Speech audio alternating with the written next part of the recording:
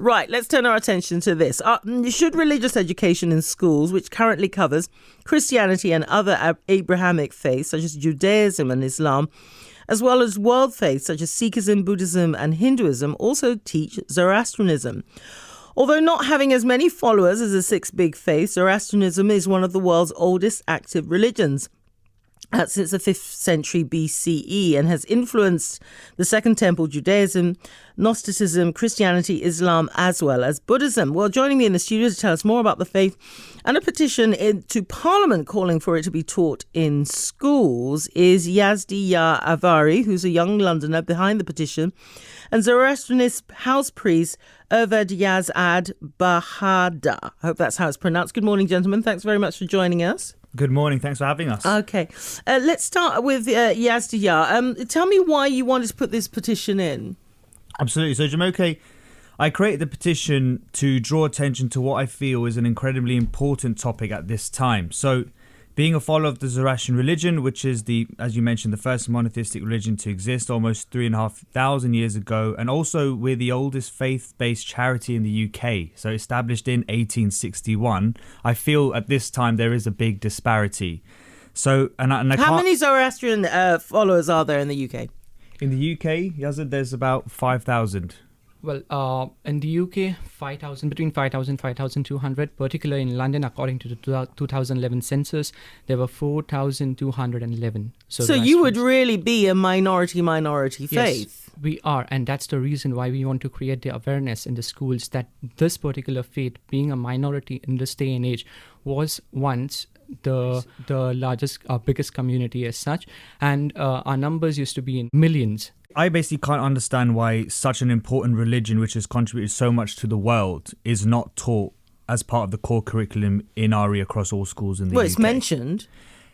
Well, growing up in school in the UK, over the years, I wasn't ever taught once about my own religion. And that was one of the, reasons why I felt, well, hey, I'm in a school of 1,000 people. I'm the only Zoroastrian, and not one person in here is ever taught about my religion. The only time they would ever hear about it is from my own self. So you can imagine being a child in school, being taught all the other religions, all my friends are from those faiths, everyone's learning about that, but the attention isn't being drawn to me. And I'm sort of, going to the community centre and learning about this and thinking, hey, I feel this is quite important. Why is it that my peers aren't being educated on this?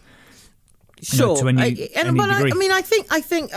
don't know exactly what's in the current curriculum, but I'm sure there must be a mention of broadly. So rather than being taught in depth, that there must be a broadly, here's, for instance, they don't go in school and teach you full on Buddhism. They might brush over it. Do you see what I mean? Of course. So if they do that for Zoroastrianism, which would be the same as any other religion, and given the size of the Zoroastrians in this country, why is that unfair?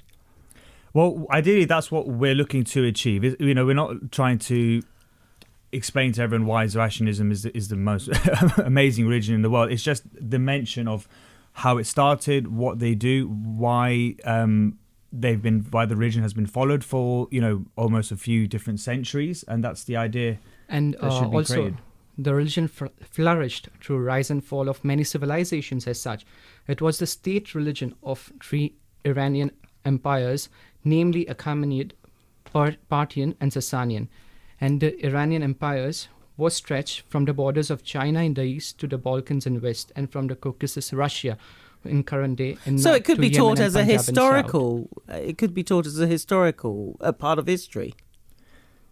Why can't it be taught in history? I mean, sorry, I'm not being pedantic. I'm just, I'm just saying, look, I'm saying you've got 5,000 followers in the UK, it may be broader elsewhere, but the current state of play, given that there were millions who originally followed this religion, means that it sounds to me, if you do the maths like anything else, that it's not a flourishing faith.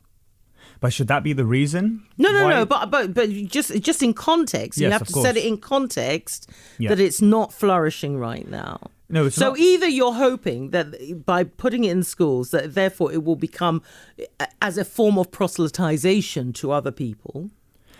It should have the attention that it deserves. We're talking about 3,500 years of of religious practice. Yes. Now, Yazid knows a little bit more about. As such, we don't believe in conversion, so the matter of proselytizing doesn't involve in this. That the reason why we want this particular religion to be studied in school is that so that the people have the basic knowledge about what this religion was and how it influenced the other major religions such as Christianity and Judaism. You put the petition together. What's been the result so far? So the result on our faith basis has been great. Lots of people have responded and voted, and lots of people are getting behind it. What's now, lots of people? Well, our community, we're talking of 5,000 people across the UK. Okay. So far, we've received about 500 votes. Okay. Now, the majority of the people in our community are quite old and don't have access to email or understand how to vote, but are really backing this. And a lot of people I spoke to in my community and my friendship network understand the value because I've demonstrated that to them. So there is no reason why this can't have the eyes and attention drawn to it that it really deserves. Okay. So, which is the reason that we're here today. All right. At the end of the day. Listen, thank you ever so much for coming. You really appreciate it. My thanks to Yazdi Ya Avari and also to Eved Yazad Bahada. If you want to get involved in that, I'm sure you can find out more details about the petition. Right now, though, 7:31, time for the news headlines with Ross.